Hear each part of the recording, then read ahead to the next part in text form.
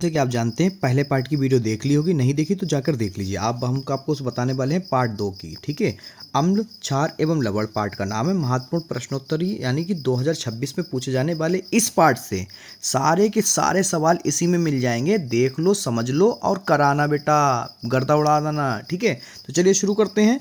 पहला प्रश्न जो इससे बहुत ज़्यादा पूछा जाता है बेटा, लघु उत्तरीय प्रश्न 4 नंबर में। ठीक है, पहला प्रश्न देखिए, सूचक क्या है?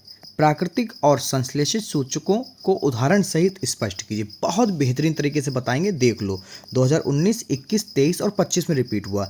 वे पदार्थ जो किसी विलयन में अम्ल या क्षार की उपस्थिति का ज्ञान अपने रंग या गंध में परिवर्तन द्वारा कराते हैं, उन्हें सूचक कहते हैं। ठीक है, अब देखो सूचक कितने तरीके के होते हैं। देखो, प्राकृतिक सूचक पहला, जो पौधों से प्राप्त होते हैं, जैसे लिटमस यानी कि लाइकन से या हल्दी। संश्लेषित सूचक यानी कृत्रिम सूचक, ठीक है, जो रसायनों द्वारा बनाए जाते हैं, जैसे कि फिनाइलाइथेलिन या फिर मेथिल ऑरेंज। ठीक है, गंधीय सूचक कौन से होते हैं, देख लीजिए बेटा, जिनकी गंध अम्लीय या क्षारीय माध्यम में बदल जाती है, जैसे प्याज या फिर वनीला। ठीक है, ये कुछ आपके एग्जाम्पल्स मैंने दे दिए हैं। देखिए, ये एसिड का पहचान है, ये बेस का पहचान है। ठीक है, ओके, डन। चलिए आगे देखिए, ये आपके सूचक थे। ठीक है बेटा, अब अगला क्वेश्चन है, देखिए प्रश्न नंबर 2, पीएच पैमाना क्या है? हमारे दैनिक जीवन में पीएच का महत्व क्या है? बहुत इंपॉर्टेंट है, बहुत ज़्यादा इंपॉर्टेंट है। 2020, 22, 23 और 24 में पूछा गया है। ठीक है, कैसे लिखोगे, कैसे लिखोगे, ताकि आपसे बिल्कुल नंबर वो काट ना पाए, 4 में से 4 आपको दे दे। तो लिखने का सबसे बेस्ट तरीका हम आपको बताते हैं। किसी विलयन में उपस्थित हाइड्रोजन आयन की सांद्रता ज्ञात करने के लिए विकसित किए गए पैमाने को पीएच पैमाना कहते हैं। पीएच पैमाना कहाँ से कहाँ तक होता है बेटा? पीएच इक्वल टू होता है 0 से 14 तक दिया गया है। ठीक है, दैनिक जीवन में महत्व क्या है? देखिए बेटा, सबसे पहला, पाचन तंत्र में हमारा उदर यानी पेट HCl अम्ल उत्पन्न करता है, हमको पता है। अपच होने पर पीएच कम हो जाता है, जैसे एंटासिड,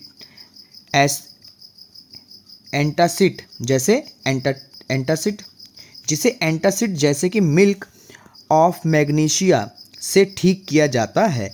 दूसरा, दंत क्षय, मुंह का पीएच मान जो है 5.5 से कम होने पर दांतों का इनेमल यानी कि गलना संचारित रूप से होने लगता है। ठीक है, नंबर 3, पौधों एवं पशुओं में मिट्टी का पीएच पौधों की वृद्धि के लिए विशिष्ट होना चाहिए। ठीक है बेटा, बहुत ध्यान से देखिए, 4 नंबर में इतने ही पूछे जाते हैं इस पार्ट से। ठीक है, अब देखिए 6 नंबर के, जो कि लवण बहुत पूछे जाते हैं इससे। ठीक है, 6 नंबर वाले प्रश्न वे सारे के सारे लवण लिए हैं, किस तरह से पूछा जाता है वो भी बता देंगे आपको। ठीक है, प्रश्न संख्या पहली, व्यंजक चूर्ण का रासायनिक नाम, सूत्र बनाने की विधि तथा रासायनिक समीकरण लिखिए।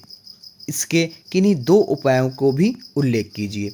2019, 20, 22, 23, 24, 25। ठीक है, देख लिए कितना इंपॉर्टेंट है। अब देखो कैसे लिखोगे ताकि आपको पूरे 6 नंबर प्राप्त हो। सबसे पहले रासायनिक नाम कैल्शियम ऑक्सीक्लोराइड। ठीक है, 1 नंबर पक्का। दूसरा, अणुसूत्र CaCCl2। ठीक है, कैल्शियम ऑक्सीक्लोराइड हो गया। निर्माण विधि, शुष्क बुझे हुए चूने पर क्लोरीन गैस की क्रिया से व्यंजक चूर्ण का निर्माण होता है। ठीक है बेटा, कैसे? रासायनिक समीकरण द्वारा देख लीजिए।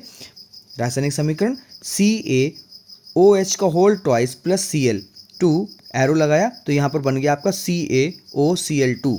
ठीक है, प्लस वाटर। ओके, उपयोग 2 बताने थे, हम 3 बता रहे हैं आप उनको। ठीक है, पिए जल को कीटाणु मुक्त यानी शुद्ध करने में। दूसरा, वस्त्र उद्योग में सूती एवं लीलन के व्यंजक में। तीसरा, रासायनिक उद्योगों में एक शक्तिशाली उपचायक के रूप में। डन, खत्म। 6 नंबर पक्के बेटा आपके। ठीक है, अब देखो बेकिंग सोडा वाला भी पूछा जाता है, किस तरह से पूछते हैं ये क्वेश्चन वो भी देख लीजिए।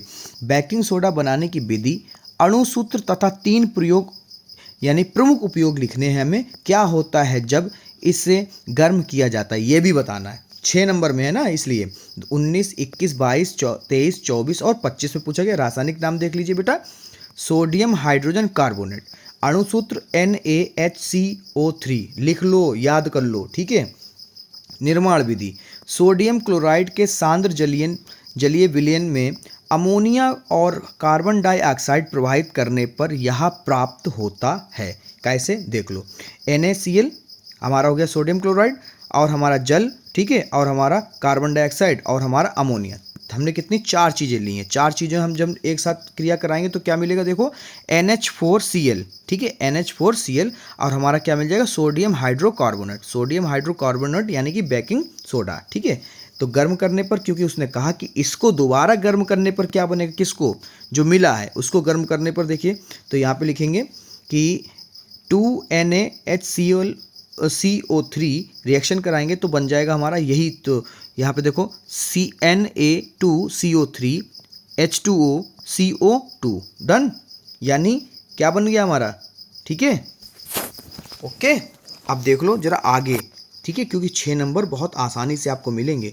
उपयोग लिखोगे, पहला रसोई घर में खस्ता पकोड़े और केक बनाने में। दूसरा पेट की अम्लता यानी कि एसिडिटी दूर करने के लिए एसाटिक या एंटासिड के रूप में, ठीक है, एंसाटिक। तीसरा सोडा अम्ल अग्निशामक यंत्रों में, डन। आगे देखो, फिर है तीसरा लवण आपका, प्लास्टर ऑफ पेरिस किसे कहते हैं, इसे बनाने की विधि, अणु, सूत्र तथा जल के साथ अभिक्रिया का समीकरण लिखिए। इसके 3 उपयोग भी बताने, 20, 21, 22, 23, 24, 25 लगातार पूछा गया है बेटा, देख लीजिए लगातार, ठीक है। कैसे लिखोगे ताकि आपको पूरे के पूरे 6 नंबर इसमें मिल जाएं। रासायनिक नाम लिखोगे, कैल्शियम सल्फेट अर्ध हाइड्रेट, ठीक है। अणु सूत्र कैल्शियम सल्फेट लिया, अर्ध आपका वाटर ले लिया, ठीक है। अर्ध का मतलब समझ लो ये 3/2 जो है, इसको 1 सही 1/2 भी लिख सकते हो, ठीक है। निर्माण विधि देख लो बेटा, जब जिप्सम को 373 केल्विन पर गर्म किया जाता है तो यह जल के अणुओं का त्याग कर POP बनाता है, यानी कि प्लास्टर ऑफ पेरिस, ठीक है। अब देखो समीकरण है, समीकरण में हमने क्या लिया, जिप्सम लिया, क्या लिया, ये जिप्सम है। जिप्सम को जब गर्म कर रहे हो कितने डिग्री पे बेटा, 373 केल्विन डिग्री पर, ठीक है। इसको गर्म करो तो क्या बनेगा हमारा, ये बन जाएगा हमारा कैल्शियम सल्फेट अर्ध हाइड्रेट, और क्या होगा, अर्ध वाटर अलग हो जाएगा, अर्ध हाइड्रेट अलग, ठीक है, डन, खत्म, ओके। अब देखो आगे, जल से क्रिया, क्योंकि जल से क्रिया कराने पे भी कह रहा है तो यहाँ पे क्या लिया हमने ले लिया है Ca यानी कि कैल्शियम सल्फेट, ठीक है, अर्ध वाटर ले लिया, उसके बाद में आपका अर्ध हाइड्रेट ले लिया, ठीक है। तो यहाँ पर गर्म कराओगे तो क्या बन जाएगा आपका, क्या बन जाएगा बेटा, देखो CaSO4 × 2H2O, ठीक है। अब उपयोग देख लो बेटा, इसका क्या है, उपयोग देख लो। पहला उपयोग, टूटी हुई हड्डियों को स्थिर रखने के लिए प्लास्टर चढ़ाने में। दूसरे, सजावटी खिलौने मूर्तियों को चाक बनाने में, ठीक है। या तो सजावटी खिलौने मूर्तियां और चाक जो होती है हम लोग बोर्ड पे, ब्लैक बोर्ड पे यूज़ करते हैं, वो इसी से बनी होती है। तीसरा, अस्पतालों और घरों की दीवारों को चिकना बनाने के लिए, यानी पुट्टी चढ़ाने के लिए, ठीक है। अगला देखो, चौथा है रबड़ आपका ऑन स्क्रीन, धावन सोडा का रासायनिक नाम तथा अणुसूत्र लिखिए, इसकी निर्माण विधि तथा 3 उपयोगों का वर्णन भी करना है, डन।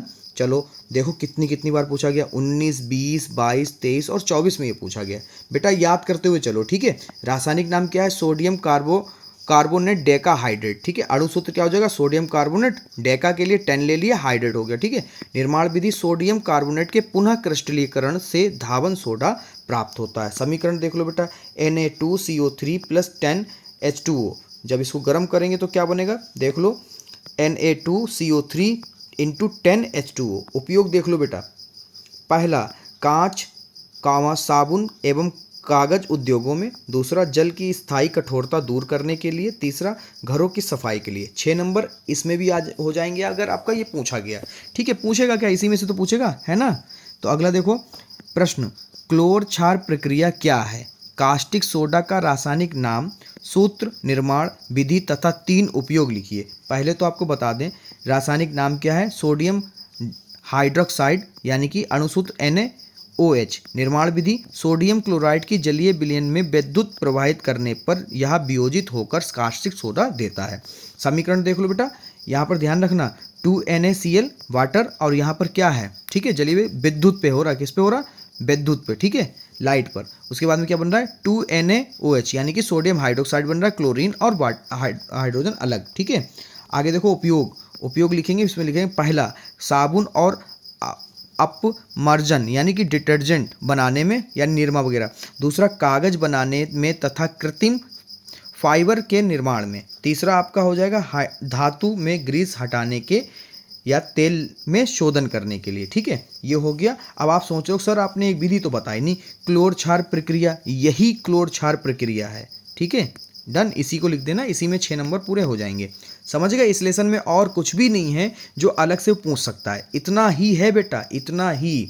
ठीक है, डन। अगले लेसन में मिल रहे हैं। पहले लेसन की वीडियो नहीं देखी तो जाओ और देखो जाकर जल्दी से।